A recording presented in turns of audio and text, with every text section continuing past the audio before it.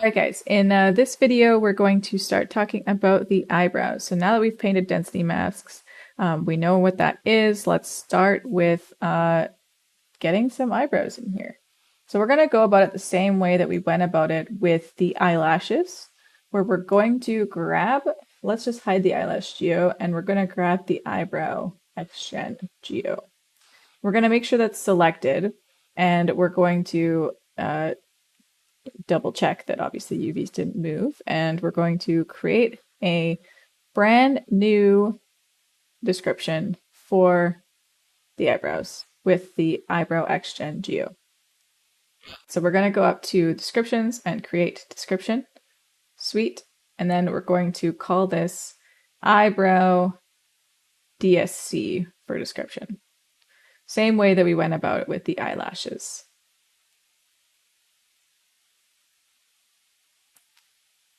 All right, and let's place and shape the guides, same exact methods. All right, so we're going to just put a few guides in here to start out with. All right.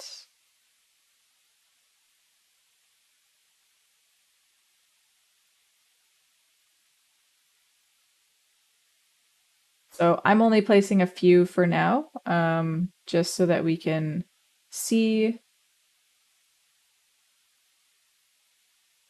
where it's going. And then I will put the density mask in here. So the first thing I like to do, just because we have it painted already, and then we can get an idea for the eyebrows early on so we don't waste a bunch of time. All right, so we're going to bump up that density. We'll change the width so it looks like hair at least. So let's do like 0.07-ish, maybe a little bit thicker. All right, 0.01 should be fine for now. 0.15, okay, yeah, let's taper that as well. We'll probably end up making it thinner than this, but this is a good way to see the hairs at least for now. All right, let's create a map for the mask, and we're going to call it eyebrow density mask. So we just clicked that little down arrow and said create map, and then we're going to turn the map resolution to 50, and we're going to fill this with black. I always fill these masks with black just because I don't want any hair to be in there. We're going to be replacing this mask anyways, so it doesn't really matter. I guess this time around I decided not to fill it with black. Yeah, that's fine. So we'll just paint something on there and save it just so it's easy for us to find in the Hypershade. So I'm navigating to this map and I'm going to plug in the painted map that we made. So just the exact same thing we talked about at the end of the last video. We're going to plug in our exported map in here the same exact way. All right, so now you should be able to click on it and see what we painted for the eyebrows and click the save button. And now we should only have hairs sprouting from where we painted.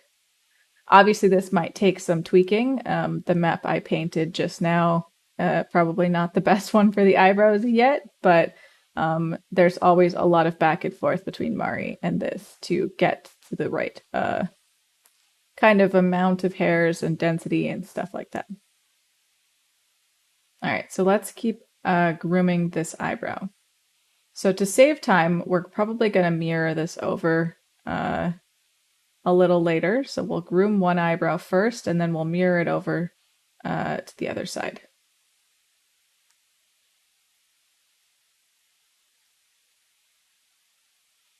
So I'm trying, when I'm placing my hairs, I'm trying to make sure that I put them evenly spaced apart, and that I'm making sure to go and set the length of each guide as I'm grooming it. So I know the ones at the front are short, and then the ones on the sides are a bit longer. So I'm trying to make sure that the length of my eyebrows are not ridiculously long, and that where they need to be longer, they're a little bit longer.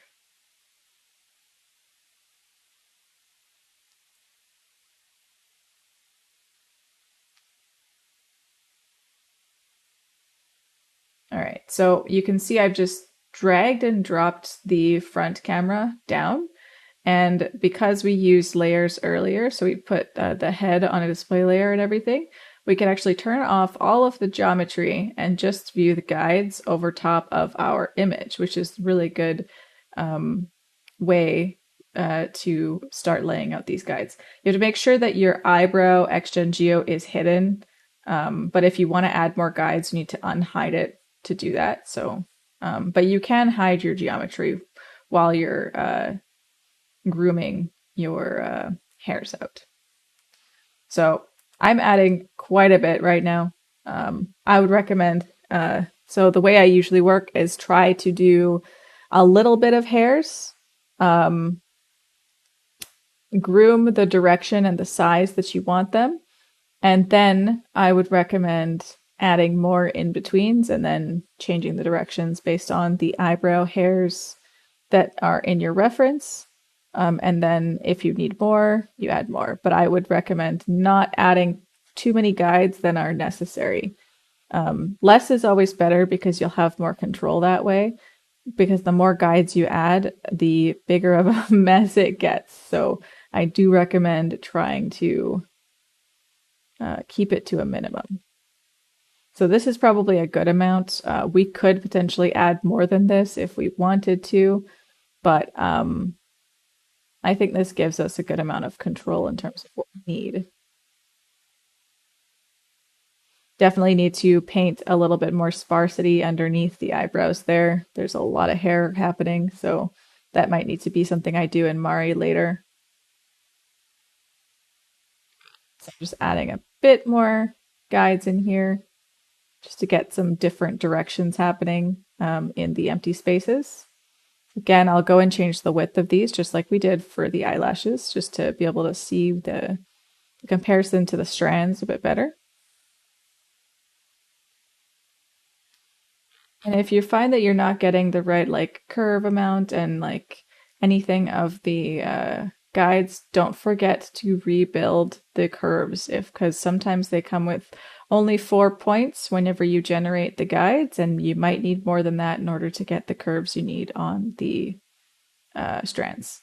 For eyebrow hairs, the strands are not very long, so 4 should probably be more than enough, but just to be safe.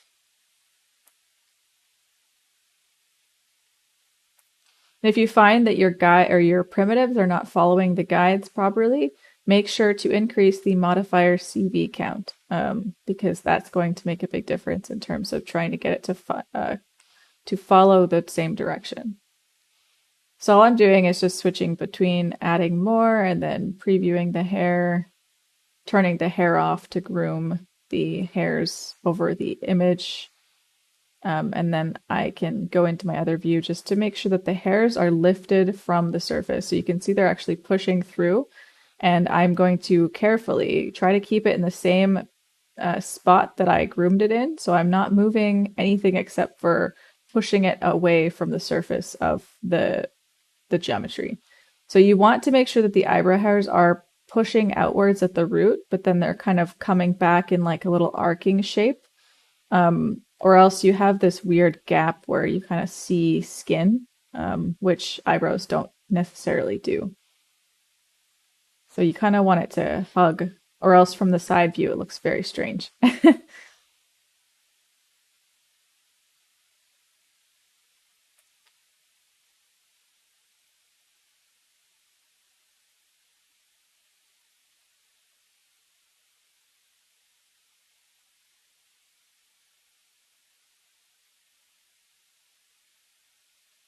All right, so let's start by adding some modifiers in here to make this look a little bit more lively. Let's add a cut in here. So we're cutting it by random amount between 0 and 0.2. We can add a noise just to give it some noise. We'll turn the frequency to 0.5 and magnitude to 0.2, but remember that these can be your own values. Magnitude is basically controlling the size, and frequency is saying how many times along that primitive is it going to do that bump. All right, so I've turned the modifier CV count up to 25 to allow for the primitives to have some sort of noise, as I talked about before. So some of these guides I'm going to make a little bit longer than others just to allow for a little bit more length in certain sections.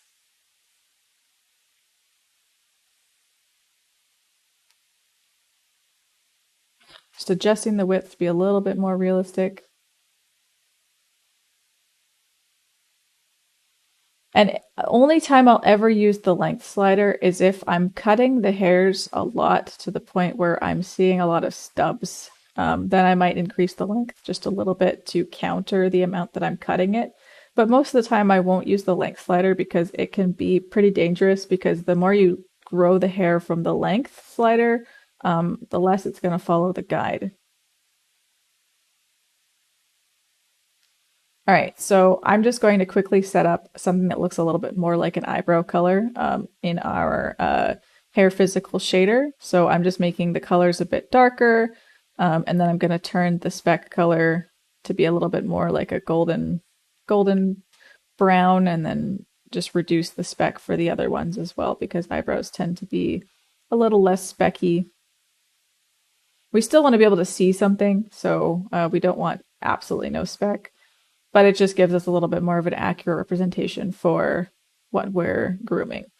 We'll obviously be replacing this with an Arnold hair shader later, but in terms of actually getting something similar while we're grooming, this is going to help.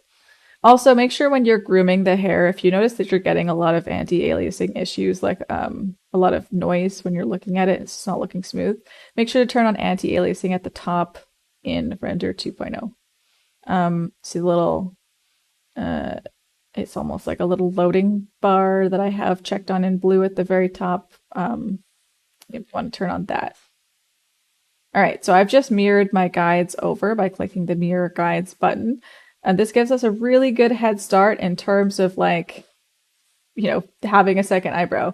We don't want it to be the exact same because his eyebrows are not the same. So we want to make sure that we move these guides and groom it to a different direction. So I'm going to do the exact same approach where I drag the front camera out and I'm going to hide all the geometry and groom it to match the second eyebrow. But at least we have the guides and the spacing and everything appropriately positioned. And I'm just going to push it away from the surface before I start moving these guides around, just so we don't have any hair that's trying to escape through the geometry.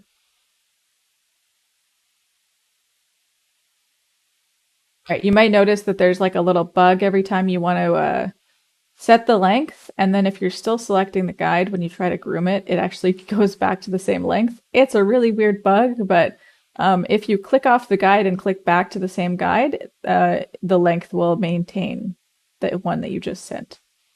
Or sorry, set. All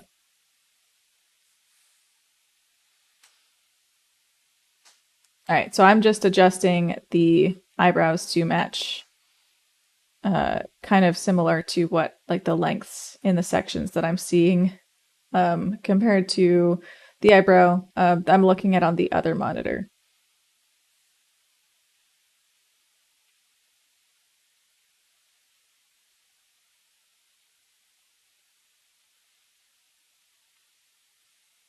So I'm dragging the front camera out now. And let's do a zoom in to this eyebrow. And we're going to be positioning this guy. So we're going to start moving these hairs around to kind of try to get it a bit more positioned properly, and then groom them a little bit more accurately to the hairs that we see here. So let's get going with that. Fortunately, we can't just mirror it over. It's not going to work perfectly that way. Most of the time, it's just a good starting point for spacing your guides and everything. But in terms of the way that the hair grows, hair is never symmetrical. People's faces are never symmetrical. It's always just a big fighting game for symmetry. The more symmetrical a person's face is, the better they're going to look, right? So we're going to make sure we add a little bit of asymmetry to everything we do.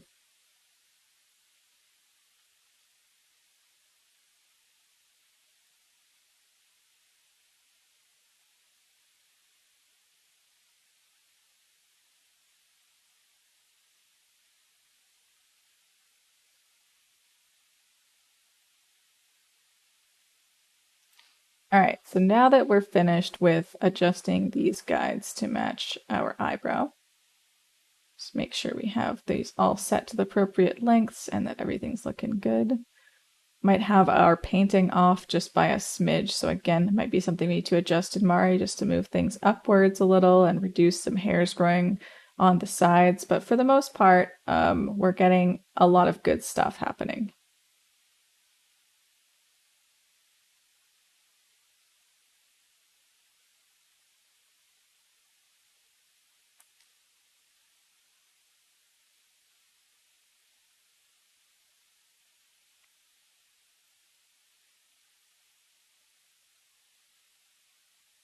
All right, let's fix some of this crashing hair.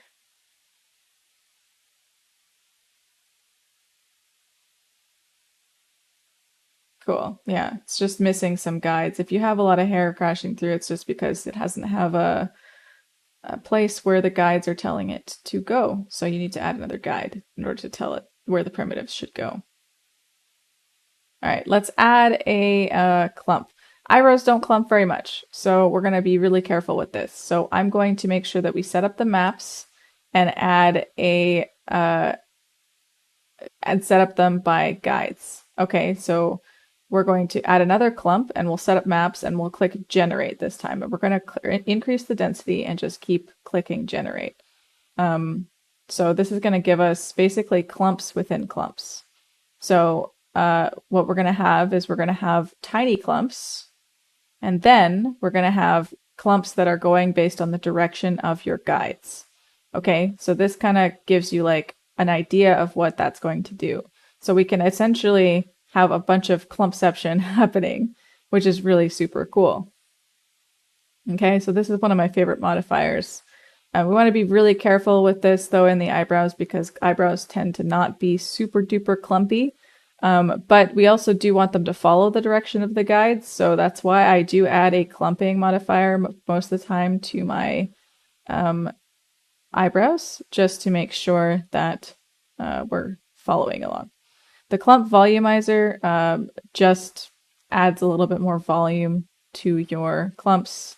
You can add some variance if you want all of your clumps to be a little bit different. Basically, that's allowing a different amount of hair to join the clumps. But yeah, and then you can change the amount of the clump by changing the value. So right now it's at a clump of 0.5. And then you can change the clump amount as well based on the root or the tip with the curve. So we can set how clumpy it is at the tip of the hair or the root of the hair. There's a lot of other settings inside of clumping. That is a lot to get into. So most of it I don't use a lot of the time. I might use a cut. So when you can also cut each clump, which is kind of a cool effect. For this situation, we probably only need like a super small amount so that we can kind of cut each clump down. So we just kind of help to reduce that. Basically everything looks the same length kind of deal. So we want to kind of give more variance to the hairs. So this is helping a lot, cutting the second clump down. I usually don't cut the first clump, the one that's following the guides, because I don't like to cut that one, depending on if it's the main hairstyle or the eyebrows. But you can see the difference these are making. So one is following like 0.5, or I think a very small percentage for the guides, and then the other one is following 0.5% for the smaller clumps. So I encourage you to mess around with those settings a lot and see how you like things. All right, so that's basically eyebrows in a nutshell. I would be very, very careful with the clumping. Don't add way too much. You can add more guides as well to be able to get a little bit more control on how the eyebrow hairs are going, but that's pretty much it, guys.